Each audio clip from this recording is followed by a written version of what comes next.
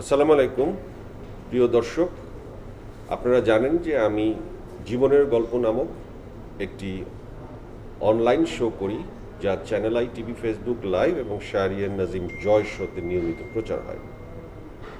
এই শোর ৩১ নম্বর পর্বে ২১শে জুন শামীম ওসমান, মাননীয় সংসদ সদস্য নারায়ণগঞ্জ ৪ এবং তার স্ত্রী লিপি ওসমান উপস্থিত হয়েছিলেন এবং সেইখানে আমরা একটি পরিবারকে নিয়ে এসেছিলাম, একটি নিম্ন মধ্যবিত্ত পরিবার, যে পরিবারটির অর্থনৈতিক সহযোগিতা দরকার ছিল।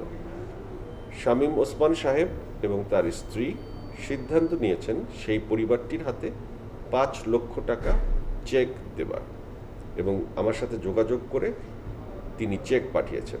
আমরা এই পরিবারটিকে ডেকেছি চ্যানেল আই স্টুডিওতে। আজ এই পরিবারটির হাতে শামীম ওসমানের পক্ষ থেকে আমি শাহরিয়ার নাজিম জয় জীবনের গল্পের অনুষ্ঠানের এই চেকটি হস্তান্তর করব। আমি মনে করি জীবনের গল্প বর্তমান সময়ের অনলাইন প্ল্যাটফর্মের সবচেয়ে জনপ্রিয় একটি শো।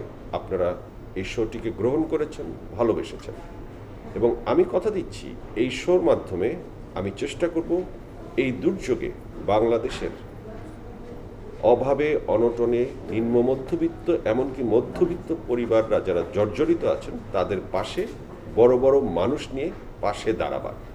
আপনারা আমার পাশে থাকবেন, জীবনের গল্প দেখবেন। আমরা এই চেকটি হস্তান্তর করছি, আপনাদেরকে একটু চেকটি দেখাই। ইমরান হোসেন নামে এই চেকটি দেওয়া হয়েছে। ইমরান হোসেন তার ছেলের নাম, সেই নামে ৫ লক্ষ টাকার চেকটি শামীম ওসমান সাহেবের কোম্পানি থেকে পাঠানো হয়েছে।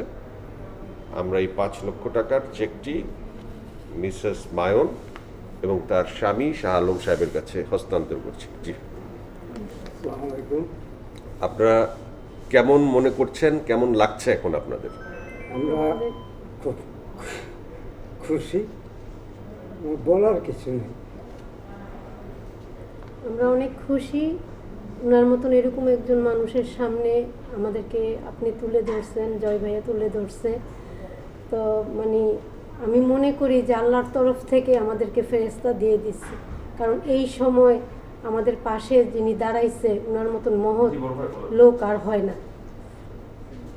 এবং এই জীবনের গল্প অনুষ্ঠানটিতে আমরা আপনাদেরকে সহযোগিতা করার চেষ্টা করেছি। আমরা ভবিষ্যতেও এরকম চেষ্টা করব, আমাদের জন্য দোয়া করবেন। অবশ্যই দোয়া করব আল্লাহ যেন সবাইকে এরকম ভালো রাখে, ওনাদেরকে বা ভালো রাখে, জয় ভাইকে ভালো রাখে বা শামীম ভাইকে ভালো রাখে, আরও ওনাদেরকে আরও দেখ এরকম আমাদের মতন মানুষদেরকে, ওনারা যেন।